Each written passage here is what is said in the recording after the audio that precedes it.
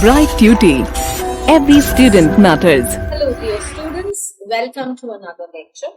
In this lecture, we are going to continue with the reading skills and we'll start with the second passage which is given in your book, Class 12 Alternative English for Novel and 4, which is Tom Comes Home. So, this is a comprehension passage. Unlike the first one which was a poem, this is a passage that we shall read, written by George Eliot.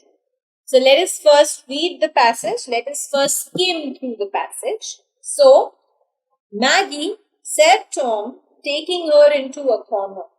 You don't know what I have got in my pockets. Nodding his head to rouse her sense of mystery. No, said Maggie. How stodgy they look, Tom. Is it marbles or cobnuts?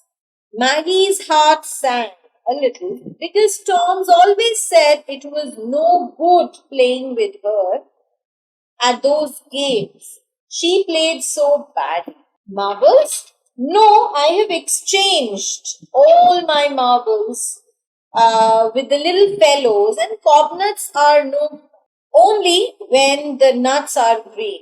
But see here, he drew something half out of his right hand pocket. What is it? Said Maggie in a whisper. I can see nothing but a bit of yellow. Why, it's a new...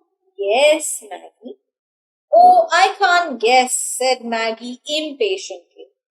Don't be cross, else I won't tell you, said Tom, thrusting his hand back into his pocket and looking determined.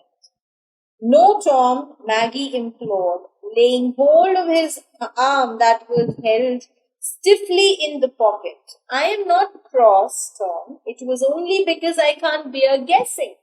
Please be good to me. Tom's arm slowly relaxed and he said, well, then it's a new fishing line. 2 new ones, one for you, Maggie, and all to yourself.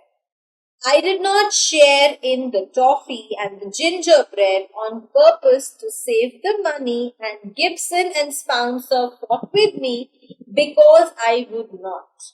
And here are the hooks. We'll go fishing tomorrow by Round Pool, and you shall catch your own fish and put the worms on and everything. Won't it be fun? Maggie's answer was to throw her arms round Tom's neck and hug him, while he slowly unwound some of the line and said, after a pause, wasn't I a good brother to buy you a line all to yourself? You know I need not have brought it if I had not liked. Yes, very good of you. I do love you, Tom. Tom put the line back in his pocket and was looking at the hooks one by one before he spoke again. And the fellows fought me because I would not give in about the toffee. Oh, how brave you are, Tom. I think you are like Samson. If a lion came roaring at me, you'd fight him. Wouldn't you, Tom? How can a lion come roaring at you? There are lions only in shows. You're so silly. I shall go and see my rabbits. Maggie's heart began to flutter with fear. She did not dare tell him the sad truth at once. She walked after Tom, thinking how she could tell him the news so as to soften at once his sorrow and anger. Maggie dreaded his anger. So, this was about the passage that we've read. Let us read it one more time so that we are able to understand it better. So this time we'll be scanning through the passage. So Maggie, said Tom, taking her into a corner, you don't know what I have got in my pockets, nodding his head to rouse her sense of mystery. So Tom took Maggie. Tom and Maggie are siblings. So Tom took Maggie to a corner and he said to her that you don't know what is there in my pocket. And the moment he said so, the sense of mystery rose in Maggie. Maggie got very curious to know what was there. No, said Maggie. How stodgy they look. Stodgy? Hard. Whatever is there in your pocket looks very hard. Are these marbles or cobnuts? Cobnuts also means the hazelnuts that are grown on the tree. So she said that are these marbles or cobnuts? Maggie's heart sank. She became a little disappointed because Tom always said it was no playing with her at those games. So Tom did not like playing this guessing game with Maggie because according to him, she did not play it very well. Marbles? No, I've exchanged all my marbles with the little fellows, and cobnuts are no fun. You silly, only when the nuts are green.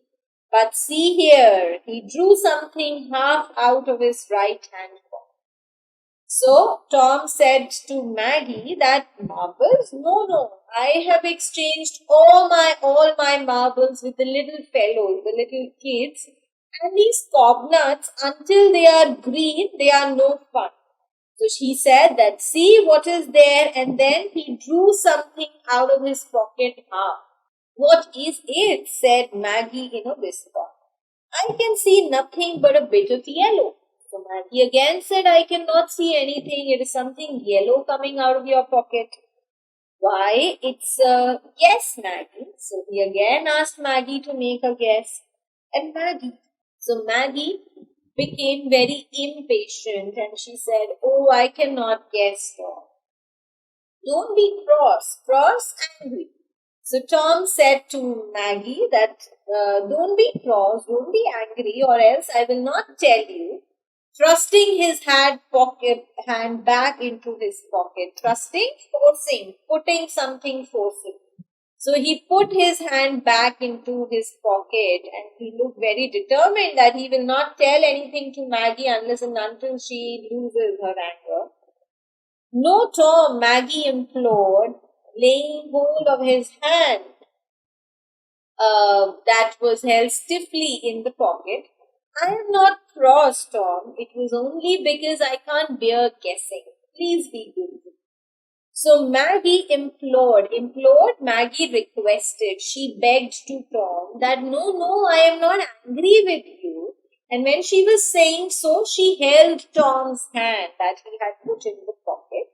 She said that I am only saying this because you know I am very bad at guessing. So please be good to me and tell me what is there in the pocket. Tom's arm slowly relaxed. So the arm that he had put very stiffly in the pocket and held that thing very tightly, it began to relax and he said that, see, it is a fishing line. I have 2 new fishing lines. One of these belong to you, entirely to you. He told Maggie that I did not share in the toffee and gingerbread on purpose to save the money, and Gibson and Spencer fought with me because I wouldn't. Gibson and Spencer are the names of 2 kids with whom Tom did not share toffee and gingerbread and did not therefore pay them the money for sharing because he was saving the money to buy the fishing line. And he said that Gibson and Spencer actually fought with me for that. But here I have bought these hooks. We will go fishing tomorrow by the round pool and you will be able to catch your own fish. You will put a worm, attach a worm to the hook and everything you will do on your own. Won't it be fun? Maggie's answer was to throw her arms round Tom's neck and hug him while he slowly unwound some of the line and said, after a pause, wasn't I a good brother to buy you a line all to yourself? You know, I need not have bought it if I had not lied. So he said to Maggie, that wasn't it fun? And how did Maggie showed her affection and her approval to it? She hugged her brother at once and then Tom said that, am I not a good brother? Do you not think I did a very good task? Do you not think I'm a good brother? And Maggie said to him that, yes, you are very good and I love you, Tom. Tom put that line back into his pocket and he started looking at the hooks one by one, and then he spoke again. And the fellows fought me because I would not give in about the toffee. He said those fellows, that is Gibson and, Spencer, they actually fought with me because I was not giving them my share of the toffee. Maggie said, "Oh, how brave you are, Tom. You are like Samson." Now, Samson, we assume, is the name of a person who fought with a lion. So she said that you are like Samson. I know that if a lion would come roaring at me, you're going to fight that lion for me also, won't you? How can a lion come roaring at you? There are no lions in the show. So he said that how can a lion come to you? We see a lion only in the shows on the television. You are so silly. I will go now and will see my rabbits. Maggie's heart began to flutter with fear, so she became very afraid. She dared not tell him the truth at once. So we can make out from the last paragraph that there was something that Maggie was hiding from Tom, and she was very afraid of disclosing it to Tom. She walked after Tom, thinking how she could disclose this information to him and could deal with his anger, could deal with his sadness. Maggie dreaded his anger. Maggie was scared of Tom's. So this was about this passage. Now let us look at the questions connected with it. What had Tom brought for Maggie? What did he buy? A fishing line. So he had bought 2 fishing lines, one of which belonged to Maggie. How did he create a sense of mystery in revealing them to her? He did not tell Maggie all at once what he had in his pocket. Rather, he continued to make Maggie guess for what there was. Why did Maggie's heart sink? Maggie's heart sank because she knew how bad she was at guessing, and Tom would always comment that he did not like to play that guessing game with her. What did Tom propose to do with the fishing hook? So what did Tom say they would do with the fishing hook? So according to Tom, they would go to the round pool the next day, would put earthworms, attach the earthworms to the hook, and would catch a fish all by themselves. Explain how Maggie attempted to placate her brother. So what did Maggie do, at the end? That was basically done with an intention of placating her brother. Now, what do we mean by the word placate?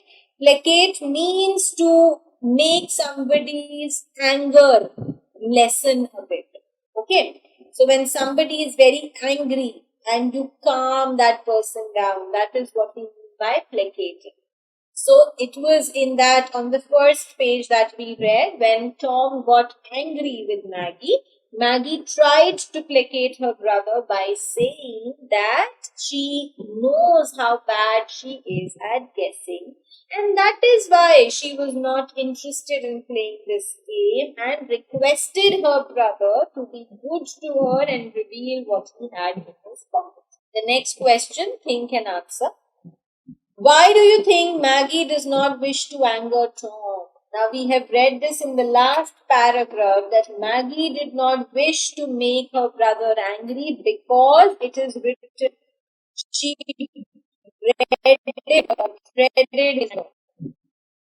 So she scared Tom's anger. That is why. The passage exemplifies how siblings look out for each other. Highlight 2 instances from the passage of the same. So the passage exemplifies. Exemplifies means it is giving us examples on how siblings, a brother and sister, always look out for one another. They always care for one another. 2 instances from the passage that reveal the same. One, again, very prominent, that Tom saved the money from toffee and gingerbread to buy a fish hook for his sister. And second, the confidence that Maggie had in her brother that if a lion would come, in front of her, Tom is going to fight the lion back. Choose the word from the passage which mean the same as following. Begged, as I told you, it is implore. Bulky, stodgy, something which is very heavy. Awaken is rouse. Remember to rouse her interest in that. Beat is fought. The boys had fought with Tom. Sadness is sorrow. So this is how we are going to attempt the comprehension passage.